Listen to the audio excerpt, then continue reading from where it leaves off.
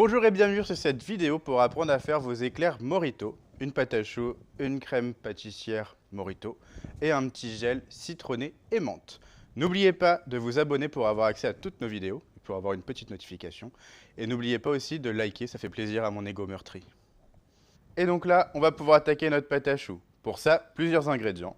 De l'eau, du beurre, des entiers, du lait, du sel, du sucre, de la farine T45 et de la farine T55.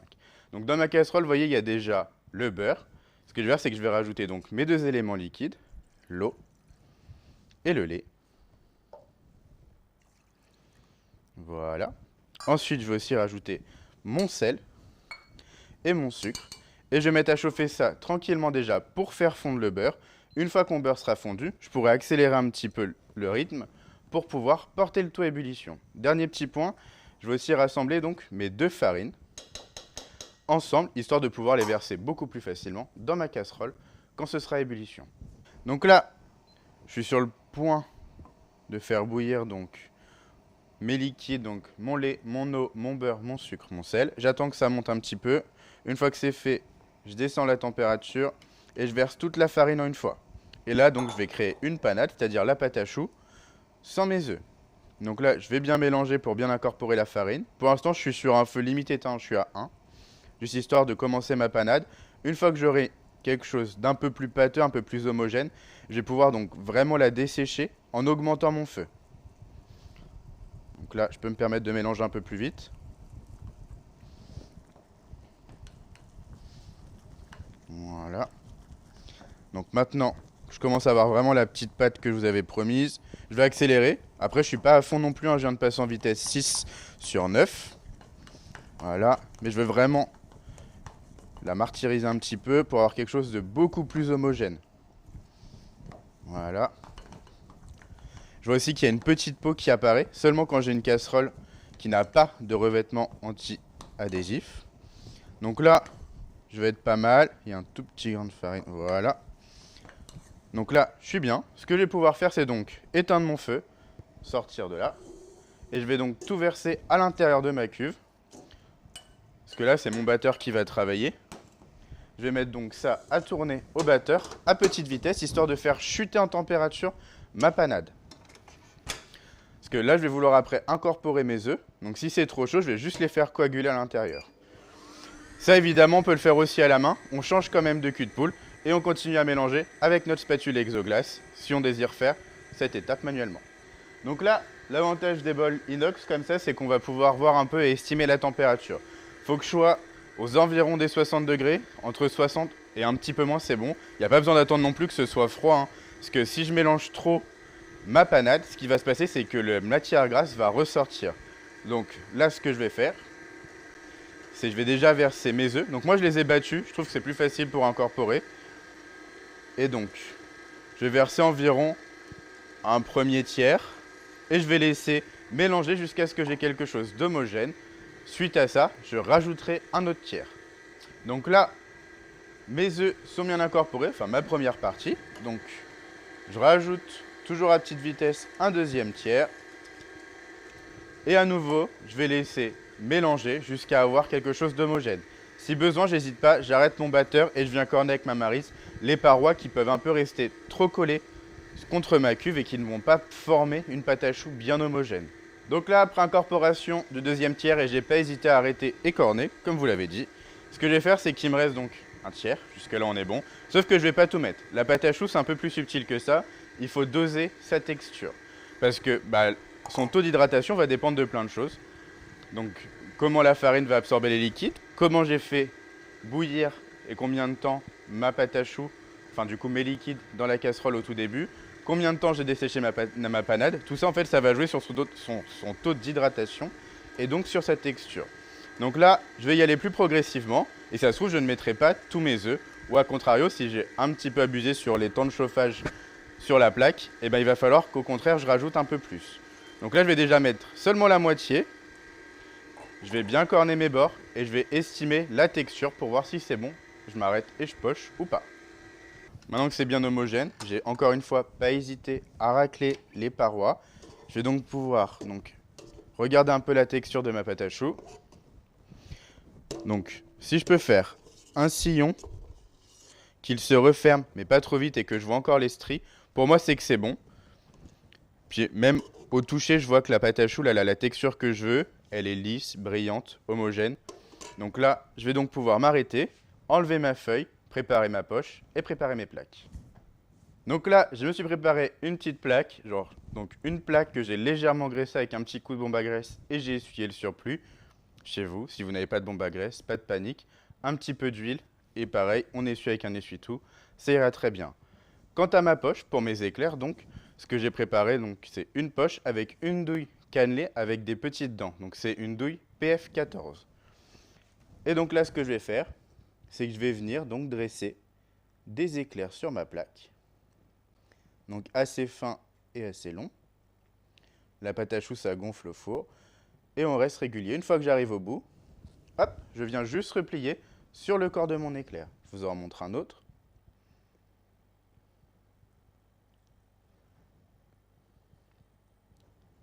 Et là, j'ai un deuxième éclair. Donc là, mes éclairs sont pochés. Évidemment, si vous avez une deuxième plaque, vous avez une deuxième plaque. Ce que je vous conseille ensuite de faire, c'est de les cuire. Et donc, ce qu'on va faire, c'est qu'on va les cuire plaque par plaque. On ne va pas cuire les deux ensemble parce que dans un four ménager, on risque d'avoir un problème. Vous n'allez pas avoir une belle cuisson bien homogène et vos choux, votre pâte à choux risque d'éclater au four. Donc plaque par plaque, c'est le mieux. Si vous avez la fonction sol, c'est le mieux. Sinon, en fonction statique, c'est ce qui va être le plus correct. Et donc on va être sur les alentours de 165 degrés pendant une bonne quarantaine de minutes et on n'ouvre pas la porte du four tant que vos éclairs n'ont pas bien gonflé et n'ont pas bien coloré. Donc là, on va pouvoir attaquer nos petites feuilles de menthe cristallisées. Pour ça, j'ai pris des petites feuilles. Donc j'ai choisi les plus belles de ma botte, les plus petites aussi parce que c'est pour du décor. Là, j'ai un blanc d'œuf. Ce que je vais faire, c'est que je vais juste passer un petit coup de blanc d'œuf.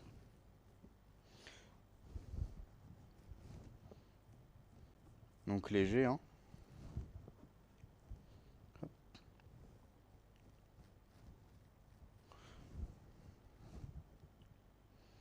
Voilà. Donc je fais ça sur toutes. Et après, je vais venir saupoudrer avec mon sucre glace.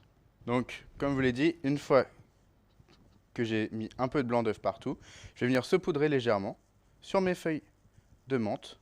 Et après, ça va passer au four. Et donc là, ça va partir à 65 degrés au four, donc, pendant environ 1 heure, 1 heure et demie. Attention quand même, on va vérifier que ce soit assez cristallisé et que ce soit un tout petit peu sec. Là, j'ai fait cette quantité-là. Vous, si vous voulez en faire plus pour décorer avec encore plus de feuilles sur vos éclairs, faites-vous plaisir. Donc, on va pouvoir attaquer notre crémeux Morito, c'est-à-dire un crémeux menthe, rhum et légèrement citronné. Donc, pour ça, j'ai ici ma crème avec mes zestes de citron à l'intérieur. Ce que je vais faire, c'est que je vais mettre la moitié de mon sucre à l'intérieur et je vais mettre ça à chauffer tranquillement sur mon feu. Donc là, je vais mettre en puissance moyenne. Ensuite, j'ai ici ma poudre à crème. Je vais mettre le reste de mon sucre à l'intérieur et ma pectine. Je mets ça à l'intérieur. Je vais donner un bon petit coup de fouet, histoire de casser un peu et ma poudre à crème et ma pectine. Et ensuite, je vais venir tout verser sur mes œufs. Donc je verse tout. Je corne si besoin. Voilà. Et je vais venir fouetter un petit peu, histoire d'avoir quelque chose de bien homogène et pas de grumeaux. Une fois que ça c'est prêt, je vais pouvoir accélérer le feu sous ma casserole pour du coup porter à ébullition ma crème et mes zestes avant de verser la moitié dessus. Donc là, ma crème est en train de bouillir, je vais réduire le feu en dessous, verser la moitié donc sur mélange d'œuf, poudre à crème, pectine. Je fouette bien le tout.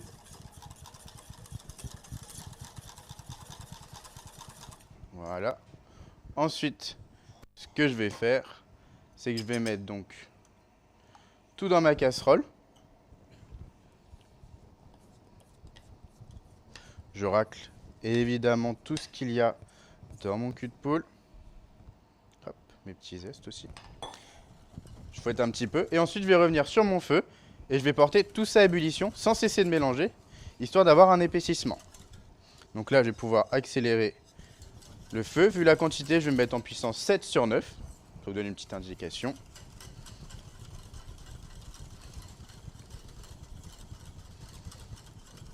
Donc au début, on ne voit pas un grand changement. Mais petit à petit, ça va s'épaissir. Donc on n'arrête pas de fouetter, sinon ça risque d'accrocher, voire de brûler au fond de la casserole. Si jamais vous voyez que ça devient un peu trop granuleux et pas lisse, on se retire du feu, on mélange et après on revient sur le feu. Pour bien porter à ébullition, c'est important, il faut qu'on pasteurise en fait cette crème.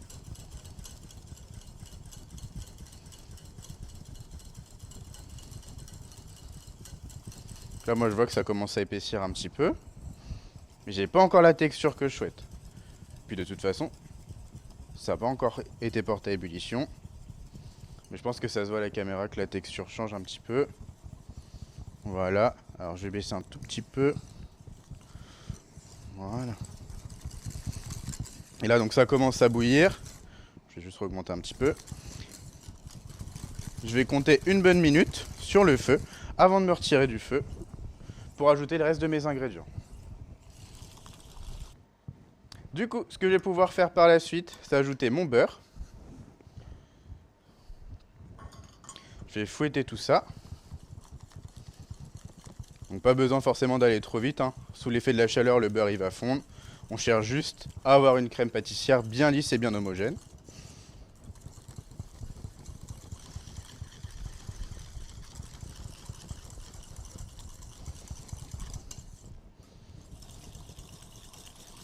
Voilà. Une fois que c'est fait, je vais retirer mon fouet. Et je vais ajouter mes feuilles de menthe à l'intérieur. Et je vais venir mixer le tout.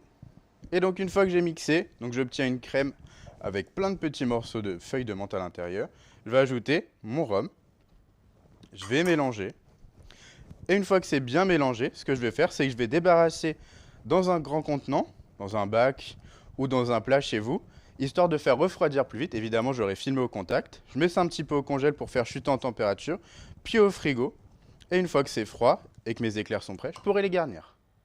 Et pendant que mon mélange tiédit, je vais aussi mélanger mon sucre et mon agar-agar.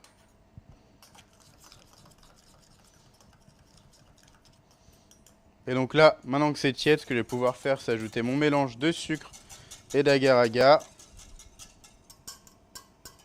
Voilà. Et je porte tout ça à ébullition une bonne minute. Donc je mélange juste tranquillement. Je sais que ça ne va pas accrocher, mais c'est juste histoire de vérifier que mon sucre et mon agar-agar soient bien partout, que j'ai pas de petits grumeaux. Puis on sait jamais, ça pourrait accrocher quand même. Donc je vérifie. Donc là c'est en train de bouillir, donc je suis au maximum, je vais descendre un petit peu histoire que ça déborde pas. Mais je vais laisser bouillir une bonne minute avant de débarrasser dans un autre contenant.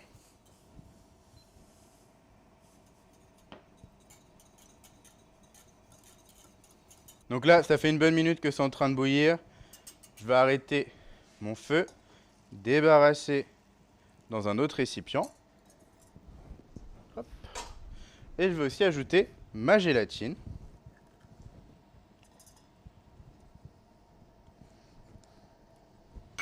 Et je vais également ajouter mes feuilles de menthe. Et je vais mixer tout ça. Une fois mixé, je vais venir débarrasser ça dans un contenant plus plat, ou même limite dans une poche. Et je vais mettre tout ça au congélateur, histoire que ça redescende beaucoup plus vite en température et que je puisse l'utiliser beaucoup plus vite. Donc là, j'ai récupéré mes éclairs qui sont sortis du four et qui ont eu le temps de refroidir. Je me suis préparé une poche avec ma crème, du coup avec ma menthe, mon rhum, etc. Ma petite crème Morito. Mon gel, il est au frigo pour l'instant. Ce que je vais faire, c'est que j'ai une douille pointue. Je vais venir m'en servir pour faire 3 trous à l'intérieur de mes éclairs. Donc 3 trous parce que normalement c'est ce qui est suffisant pour garnir correctement. Si jamais je me sens pas à l'aise en en faisant juste 3, rien m'empêche d'en faire 4. Dans ce cas-là, vous en faites un à chaque extrémité, vous en faites 2 un peu plus proches des extrémités. Voilà. Donc je vais vous montrer avant de garnir, mais vous voyez, je tiens bien mon éclair, je ne le tiens pas comme ça. Je mets bien un doigt derrière pour bien, en fait, que une fois qu'il sera garni et qu'il va devenir plus lourd, il ne se casse pas. Donc là, je récupère ma poche avec une douille unie. 10, normalement c'est pas mal. Et ensuite, vous allez venir donc à l'intérieur un tout petit peu de votre éclair et on va venir presser pour le remplir. On va sentir en fait qu'il se remplit mon éclair. Et ensuite, je vais venir continuer. Donc, hop. Et je continue. Là, par exemple, vous voyez que je vois que le trou précédent, ça commence à se regarnir. Donc, ça veut dire qu'il est bien garni. Je vais venir le déposer à côté. Et je vais faire ça avec tous mes éclairs. Donc, je viens bien garnir. Donc, je tiens ma poche de cette manière parce que ma crème, elle est un petit peu plus dense qu'une crème pâtissière traditionnelle. Du coup, ça m'évite d'éclater ma poche. Et ça me permet un peu plus d'appréhension. Hop, hop.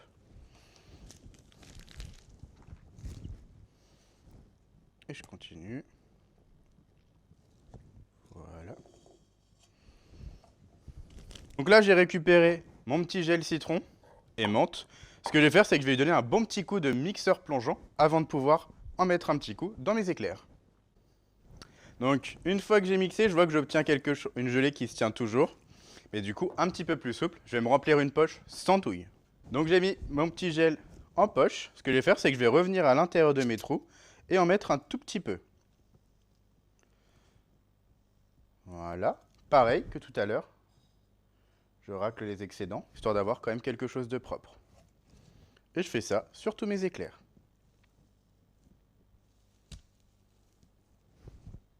Donc là, je vais mettre au point mon fondant. Donc le fondant que j'ai déjà pris et qui était blanc. Je le colore juste avec un tout petit peu de colorant vert. Allez-y mollo avec les colorants. Couleur pastel, c'est vraiment ce qu'il y a de plus joli. On peut mettre une petite note de jaune si on veut un petit truc un peu plus flashy. Mais toujours avec parcimonie. Et ensuite, je vais le monter à 35 degrés Celsius. À 35 degrés, je regarde la texture. Il faut que ce soit souple mais pas fluide. Souple juste pour pouvoir glacer correctement nos éclairs et avoir quelque chose de joli. Si c'est trop liquide, bah, ça va couler, ça va faire moche. Si c'est trop dur, bah, ça va être compliqué d'avoir des bords assez jolis. On va avoir plein de marques de doigts.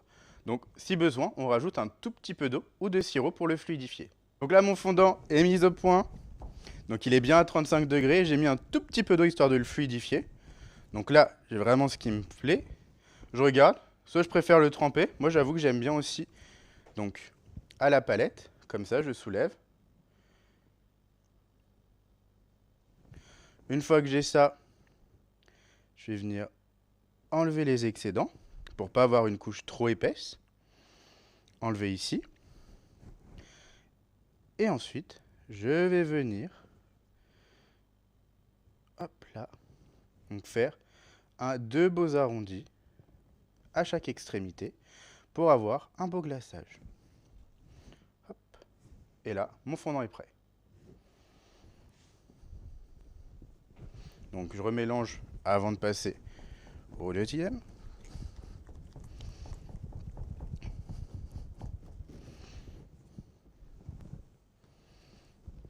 Voilà.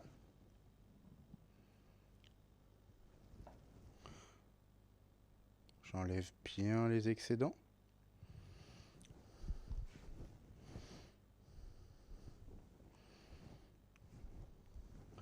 Et après, je viens lisser les bords pour avoir vraiment de belles lignes droites et de beaux arrondis.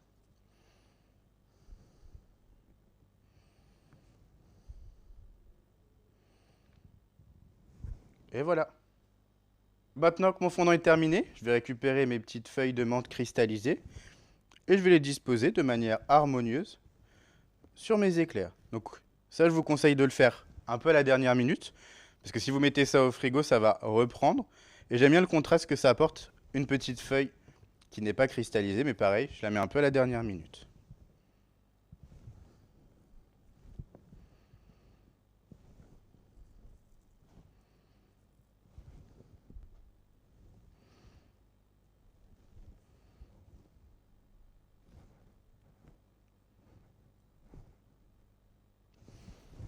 Et voilà nos éclairs. Et donc, maintenant que nos éclairs Morito sont terminés, ils se gardent 2 jours au frigo. Et puis, bah, régalez-vous bien. Et au plaisir de vous retrouver sur une prochaine vidéo.